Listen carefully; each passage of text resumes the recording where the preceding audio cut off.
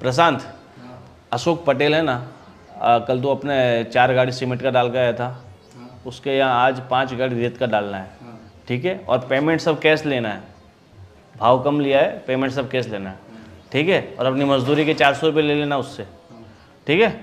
जाओ।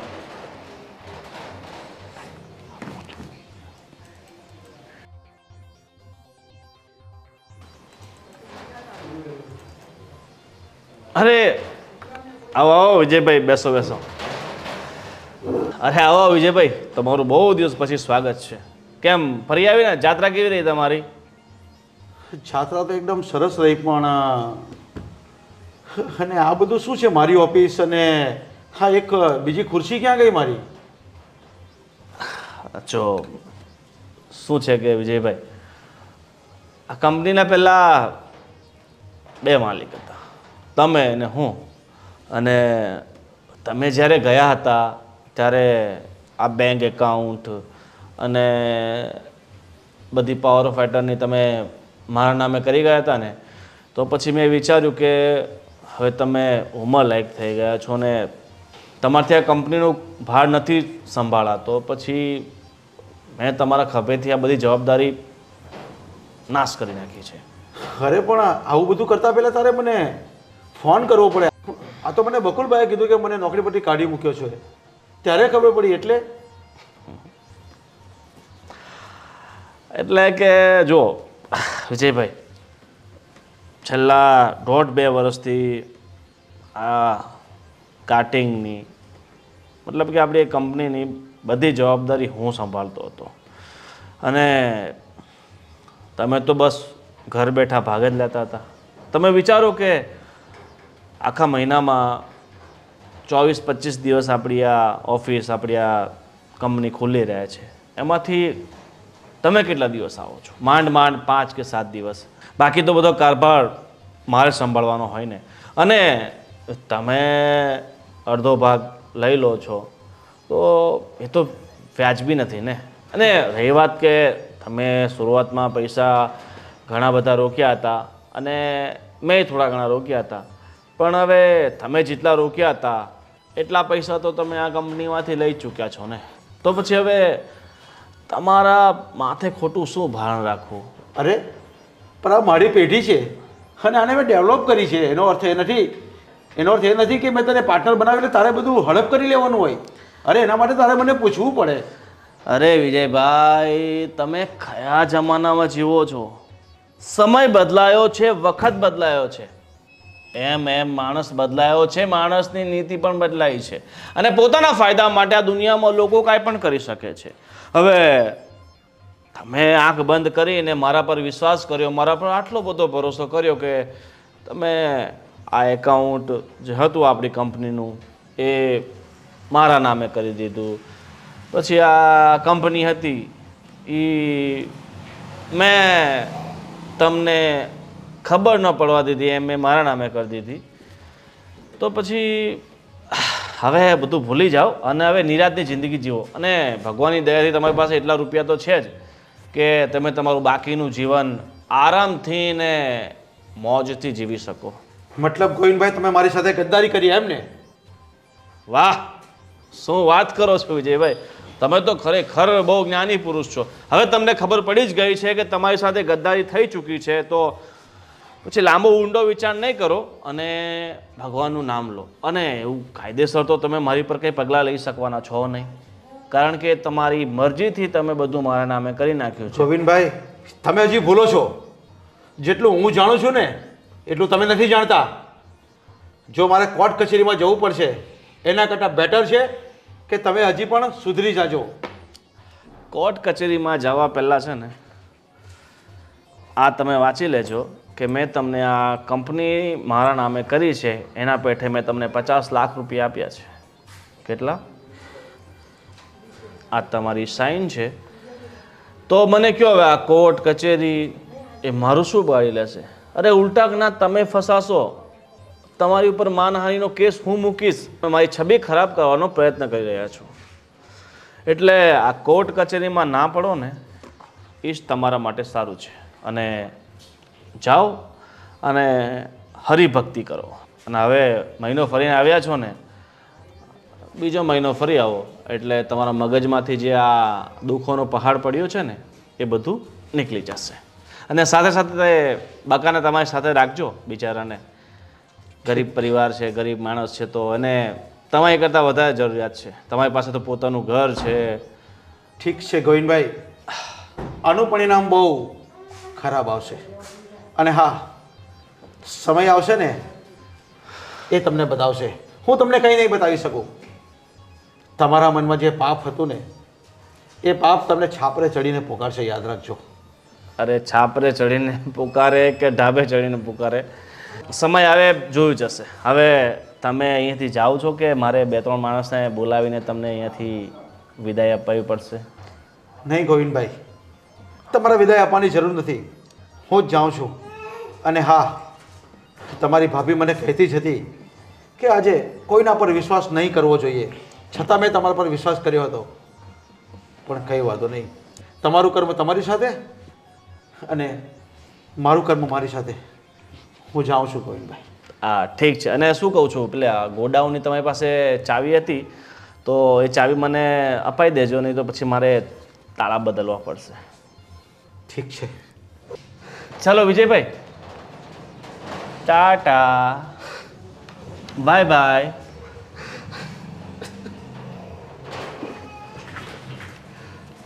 અરે કાંઈ રહી ગયું છે? લાઈટો કાઢી આપો વિજયભાઈ.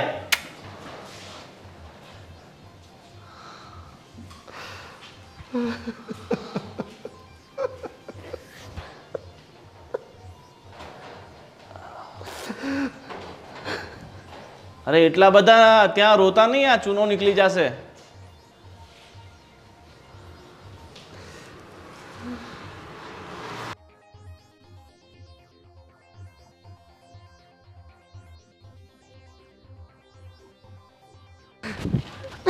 અરે વિજયભાઈ, અરે અરે અરે ગાડી બંધ કરી દો. અને તમને તો ખબર છે ને આ ગાડી કંપની નામ આપણે લીધી છે એટલે કંપની મારી થઈ ગઈ તો પછી હવે ગાડી તમારી કઈ રીતે હોય? એટલે હવે એક કામ કરજો, અહીંયાથી તમે સીધા શોરૂમે જાઓ અને બીજી ગાડી કઢાવી લેજો. ઠીક છે? ચાલો મળીએ. તો નવી ગાડી લાવતો પછી પેંડા પેંડા ખવડાવજો, કાંઈ મુહૂર્ત કરો ને તો બોલાવજો. અને હવે છે ને તમે બેટરીવાળી ગાડી લઈ લેજો એટલે તમારા ખોટા હું ડીઝલના અને પેટ્રોલના ખોટા ખર્ચા નહીં થાય. બરાબર ને? અને કોઈ દિવસ તમારે એમ તેમ ક્યાંક ગાડું જવું હોય તો મારી પાસે ઉછીની માંગી લેજો. હું તમને 1-2 દિવસ માટે ના નહીં પાડું. બરાબર? સારું, ચાલો.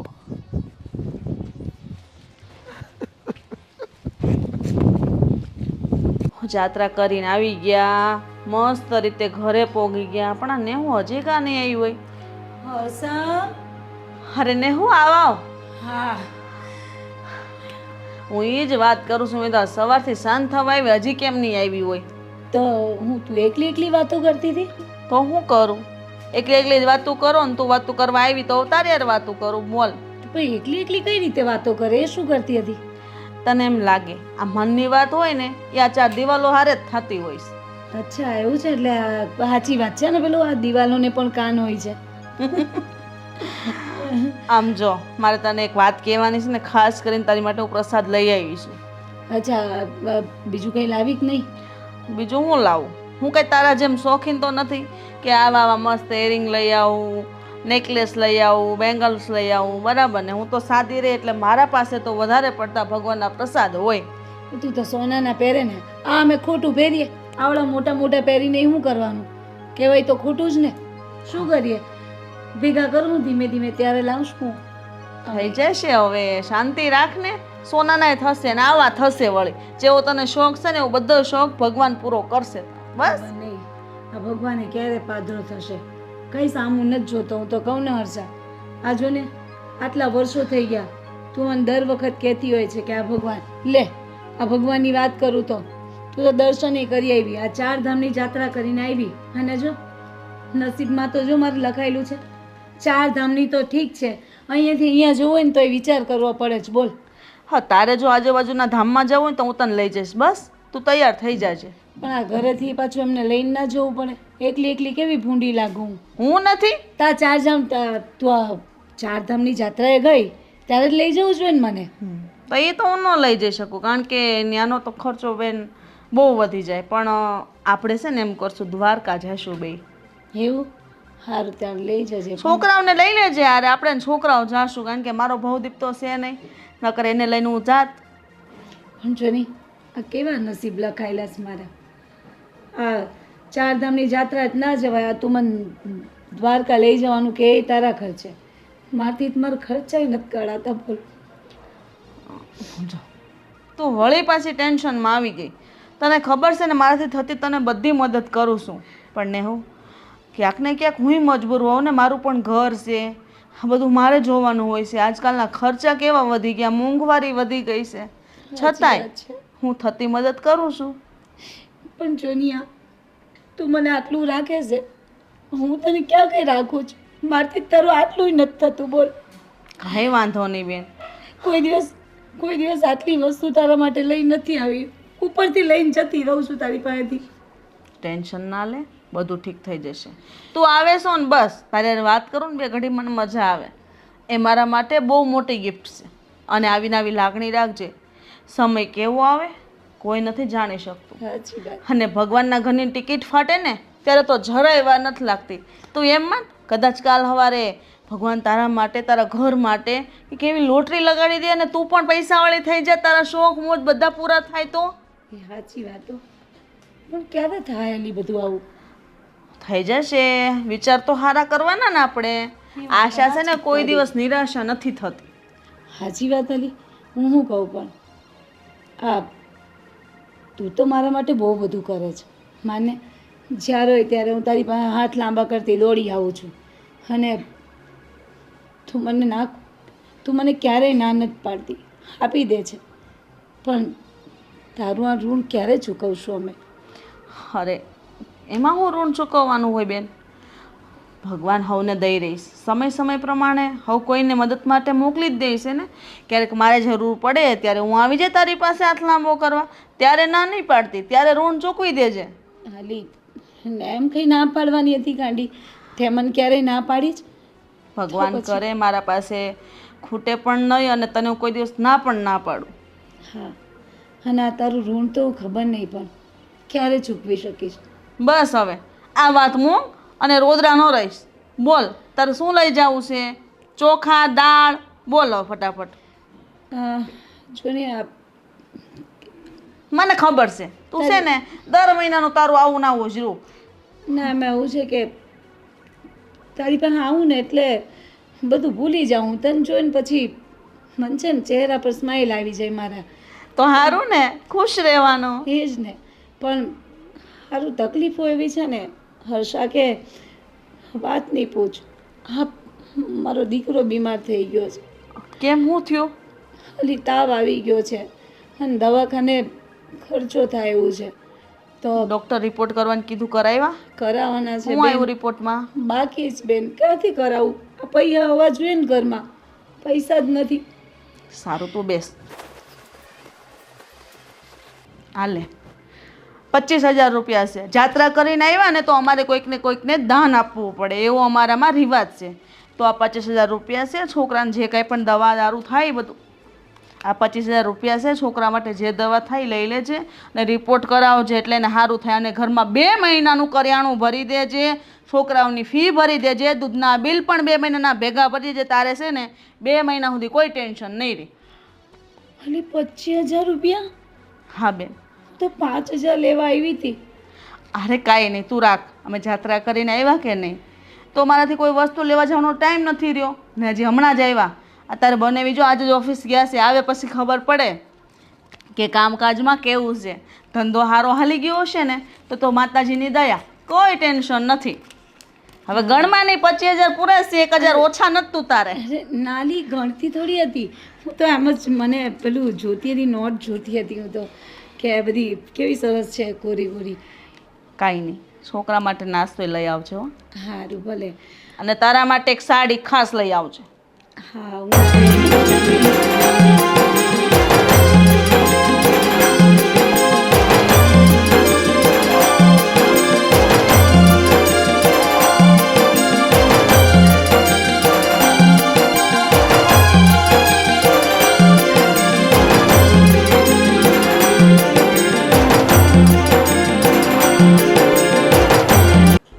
અરે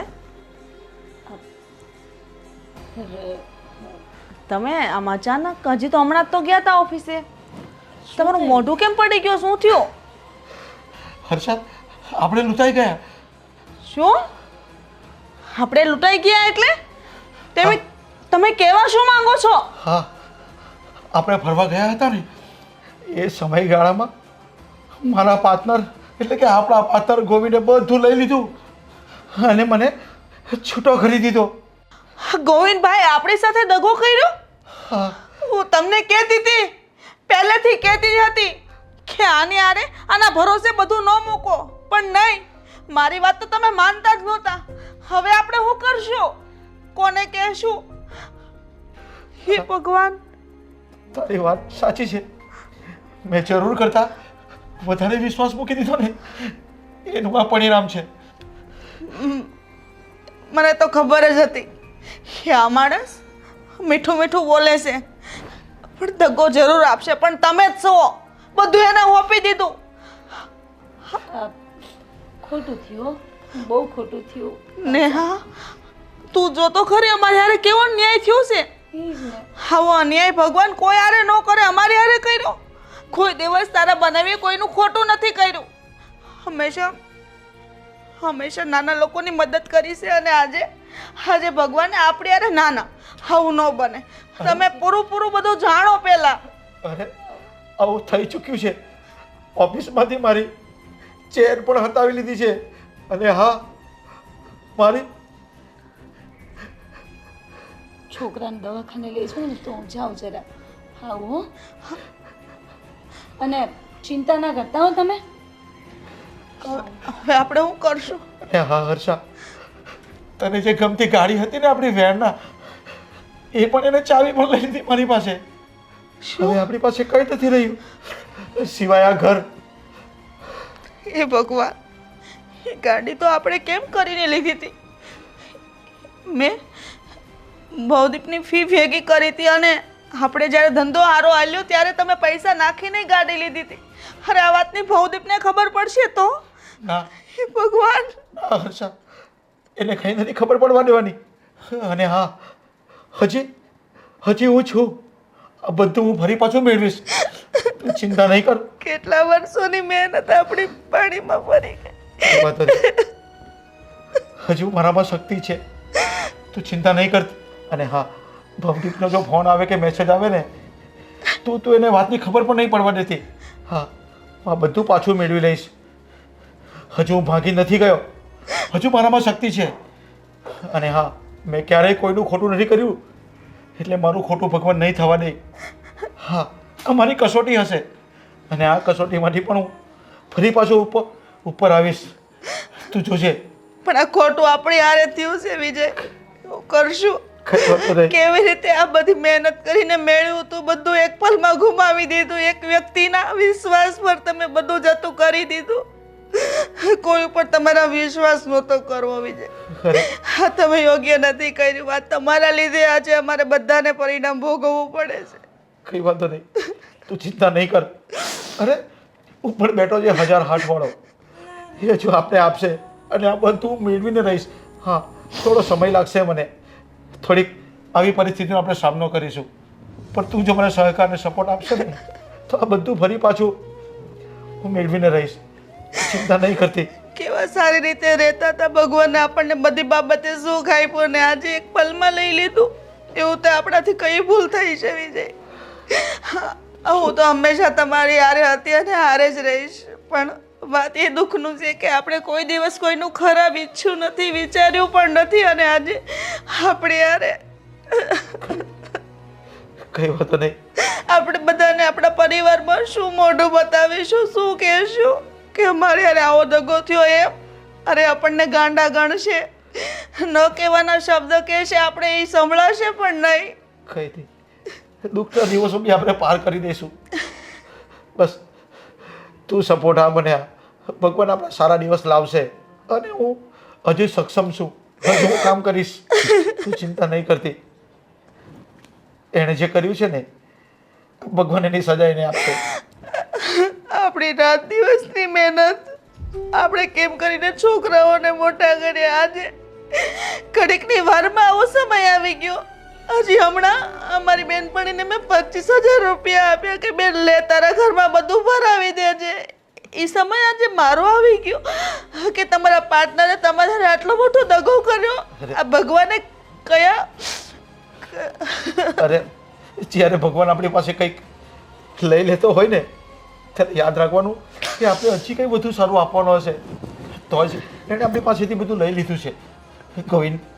કોવિડને કંઈ નથી લીધું, એ તો ભગવાન આપણી પાસેથી લઈ લીધું છે. અને હા, એ કંઈ લઈને એટલે આપણે કંઈક વધુ ઉમેરીને આપશે તો ચિંતા નહીં કરતી.